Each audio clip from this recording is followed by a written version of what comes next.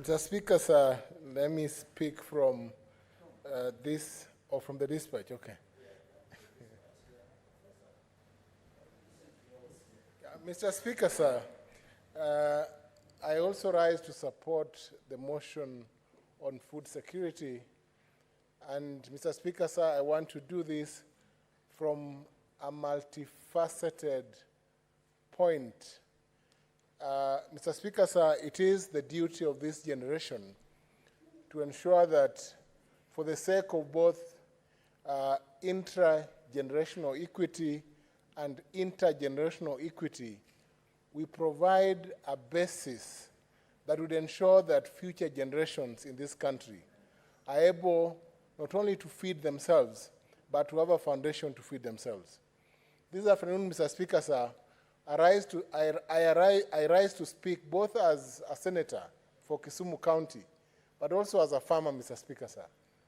I'm a farmer both in the maize sector, where I do some small farming, and I feed various people. I'm also a farmer in the sugar sector.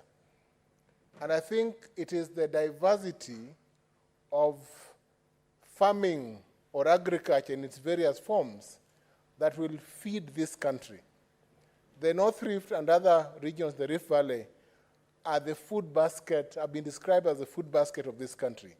And that is why Senator Cherargei is passionate about maize farming, Mr. Speaker, sir.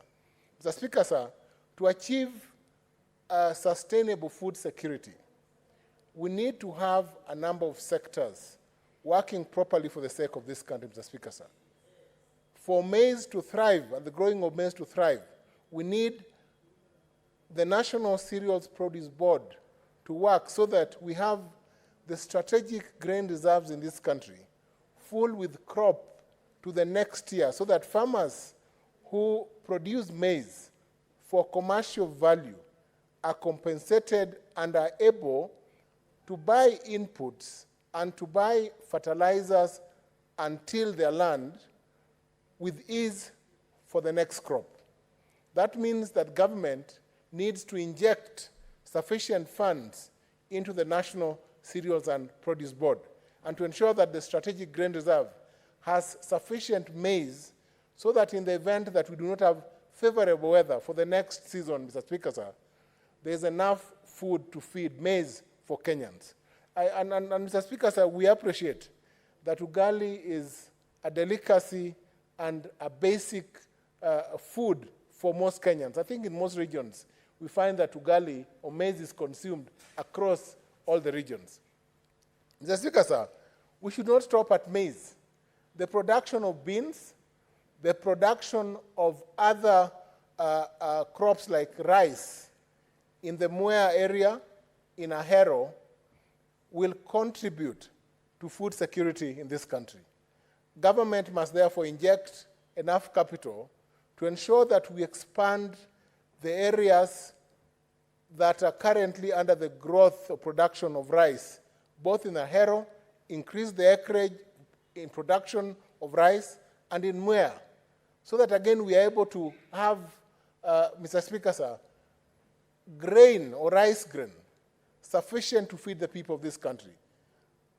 Thirdly, Mr. Speaker, sir, in the other sectors within livestock and agriculture, we must also harness the strength of other regions, like Northeastern, Mr. Speaker, sir, by ensuring that livestock is able to, Mr. Speaker, sir, thrive even during bad weather, Mr. Speaker, sir.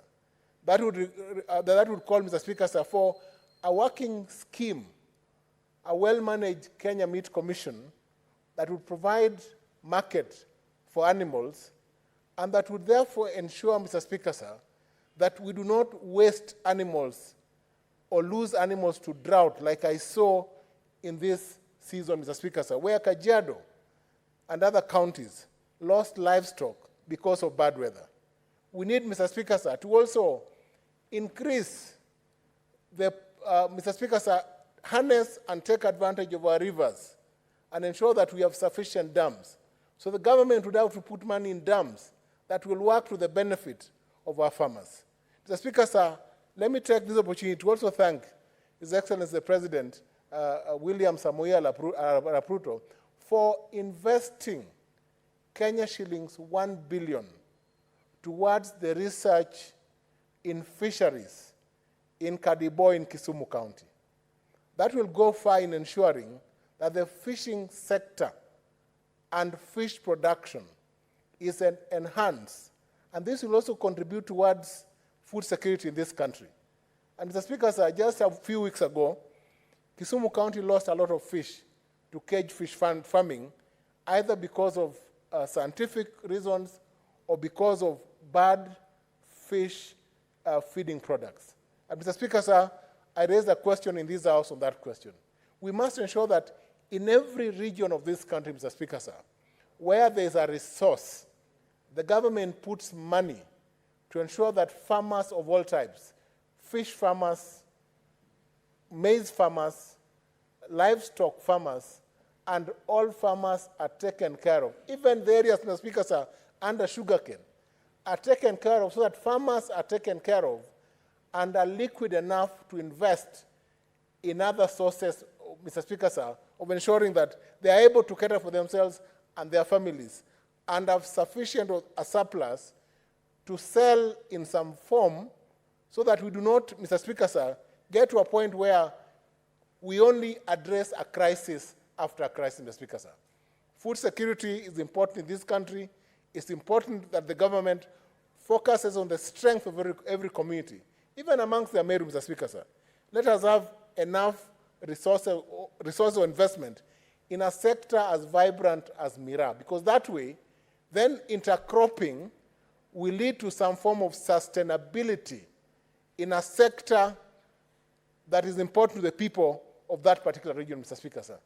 I support and I thank you for bringing up this debate, because this country, we cannot, Mr. Speaker, sir, be speaking to issues we spoke to 20 years ago. In 1984, when the world was united for famine in Ethiopia, we are facing that crisis 25 years later. That is unacceptable. This country and the government must stand up and protect its people for the sake of not only of today, Mr. Speaker, sir, but I spoke of intra-generational interests and intergenerational interests, so that this country moves forward for the benefit of its people. And we truly work as leaders, Mr. Speaker, sir, for our people. I thank you.